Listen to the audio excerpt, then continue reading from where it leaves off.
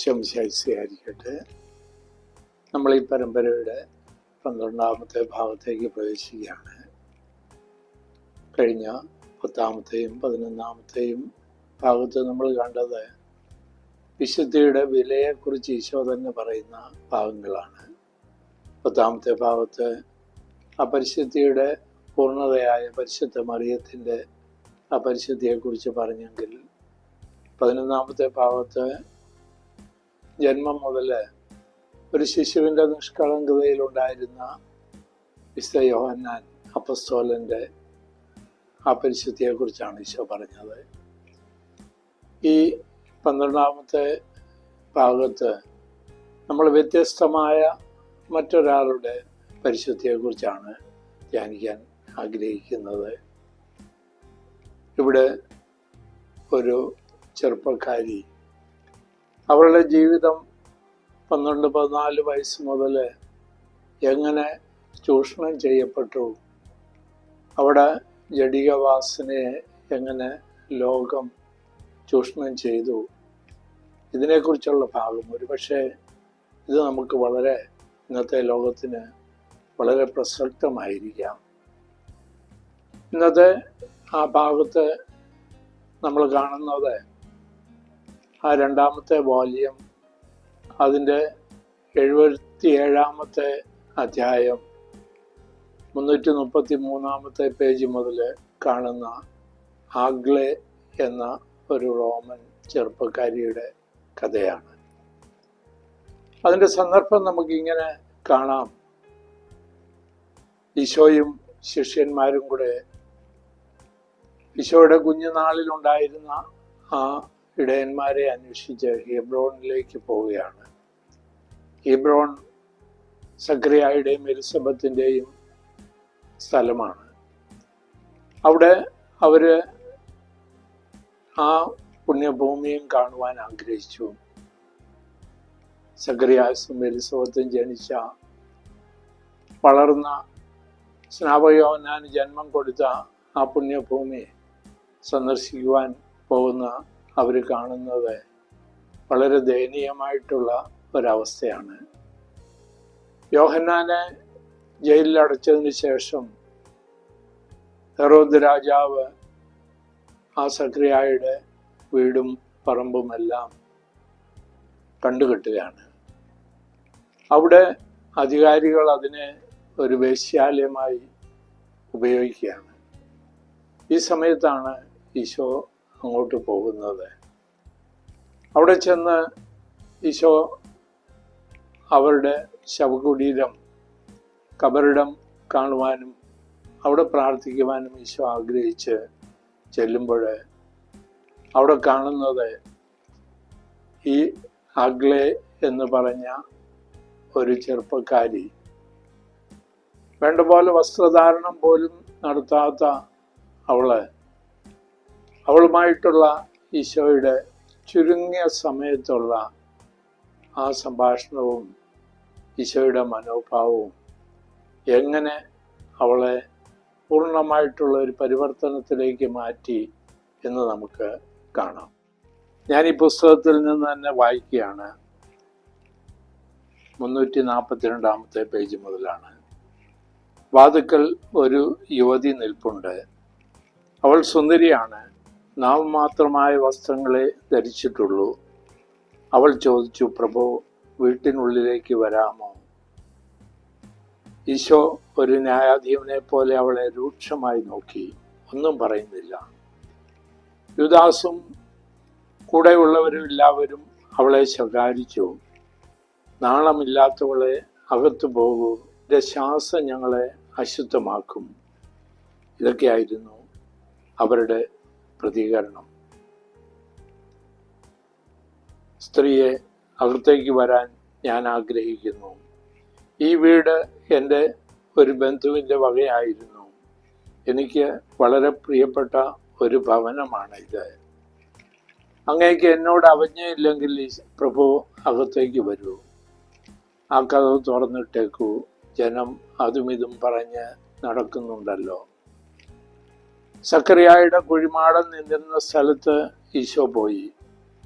അവിടെ ഇപ്പോൾ ഉള്ളത് പുറജാതിക്കാരുടെ ചെറിയ ഒരു ക്ഷേത്രമാണ്.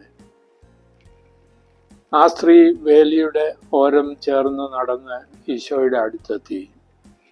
പ്രഭു സ്ത്രീയെ, പ്രഭു അങ്ങയുടെ പേരെന്താണ്?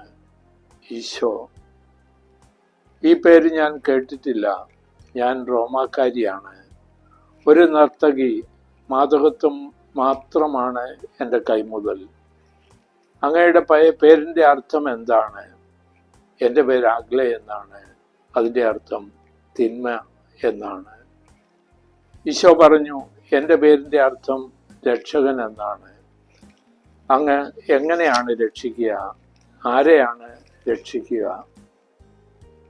രക്ഷിക്കപ്പെടുവാൻ അതിയായി ആഗ്രഹിക്കുന്നവരെ പരിശുദ്ധമായി ജീവിക്കണമെന്നും ബഹുമതികളെക്കാൾ ദുഃഖങ്ങൾ അപലഷണീയമാണെന്നും ഏത് സാഹചര്യത്തിലും നന്മയെ ചെയ്യാവൂ എന്നും ഞാൻ പഠിപ്പിക്കുന്നു.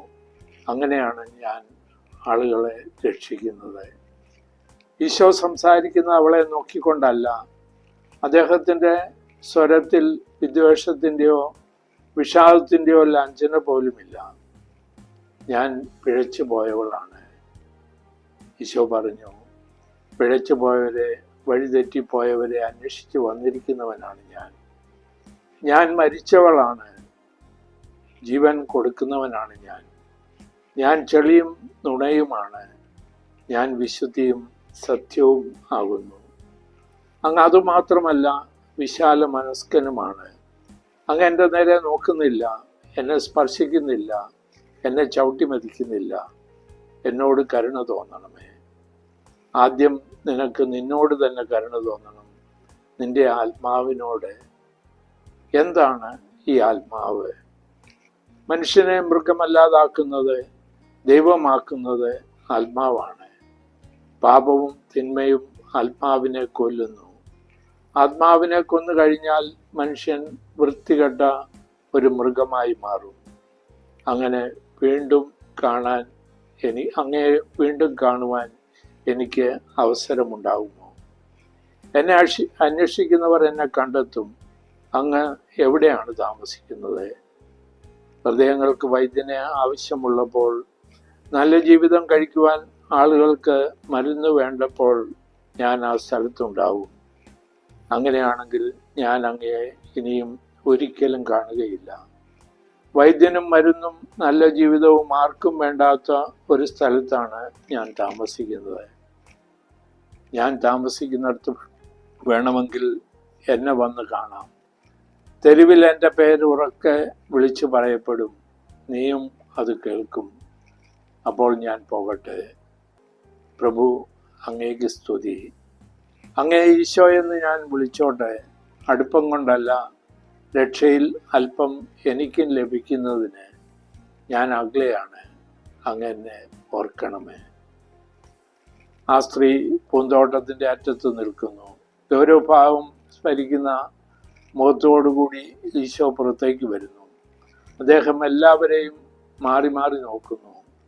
ശിഷ്യന്മാർക്ക് ഈശോയുടെ പെരുമാറ്റശൈലി മനസ്സിലാകുന്നില്ല. സ്ഥലവാസികൾ ഈശോയെ കൂകി വിളിക്കുന്നു. യൂദാസ് ചോദിക്കുന്നു, ഗുരു, അങ്ങാണ് അപകടം വിളിച്ചു വരുത്തിയത്. ഒരു വേശ്യയോട് ആരെങ്കിലും സംസാരിക്കുമോ? യൂദാസേ, സത്യമായി ഞാൻ നിന്നോട് പറയുന്നു, അവൾ നിന്നേക്കാൾ വലിയവളാകും. സമരിയാക്കാരും പുറം ജാതിക്കാരും സത്യദൈവത്തെ ആരാധിക്കുന്ന ഒരു ദിവസം വരും. ദൈവജനത്തിൻ്റെ മക്കളാകട്ടെ കുറ്റകൃത്യങ്ങൾ കൊണ്ടും ചോര കൊണ്ടും അശുദ്ധമായിരിക്കുന്നു. നമ്മൾ ഈ പരമ്പരയിൽ ശ്രദ്ധേയമായിട്ടുള്ളൊരു ഭാഗം കാണുന്നത്, ഈശോ വളരെ കുറച്ച് മാത്രമേ സംസാരിക്കുന്നുള്ളൂ. പക്ഷേ ഈശോയുടെ ആ സ്നേഹം, ആ കരുണ, ആ അനുകമ്പ, ആ വിശാല മനസ്കത അതവളെ സ്പർശിച്ചു. അവിടെ ഹൃദയത്തിൽ ഒരു വിത്ത് പാകി. ആ വിത്ത് പാകലാണ് ഇനിയുള്ള ജീവിതത്തിൽ അവിടെ ആ ജീവിതം അതിസുന്ദരമായ, ഒരുപക്ഷെ നമ്മൾ വായിക്കുമ്പോൾ നമുക്ക് തന്നെ കരച്ചിൽ തോന്നുന്ന ഒരു പരിവർത്തനത്തിൻ്റെ കഥയാണ് അവൾ. ഈ ഭാഗത്ത് നമ്മൾ ഒരു ചിന്ത കൂടി പങ്കുവെച്ചുകൊണ്ട് അടുത്ത ഭാഗത്ത് അതിനെ കുറിച്ച് നമുക്ക് തുടരാം. ഇതിനെക്കുറിച്ച് എനിക്ക് എൻ്റെ മനസ്സിൽ വന്നത് ഫ്രഞ്ച് വിപ്ലവ കാലത്ത് അവിടെയുള്ള പല ദേവാലയങ്ങളും അവിടുത്തെ മൂർത്തികൾ വേശ്യകളെയാക്കി, ദേവതകളാക്കി അവരെ പൂജിക്കുന്നു. അവർക്ക് ജഡികമായിട്ടുള്ള പൂജകൾ നടത്തുന്നു. ഇതേ അനുഭവം തന്നെയാണ് ഇത് വായിച്ചപ്പോൾ എനിക്ക് തോന്നിയത്. കാരണം ഏറ്റവും കർത്താവിന് വഴിയൊരുക്കിയ സ്നാപകൻ ജനിച്ച ആ വലിയ പുരോഹിതൻ ജീവിച്ച ആ സ്ഥലം ഒരു വേശ്യാലയമായി മാറ്റുന്ന സംഭവം.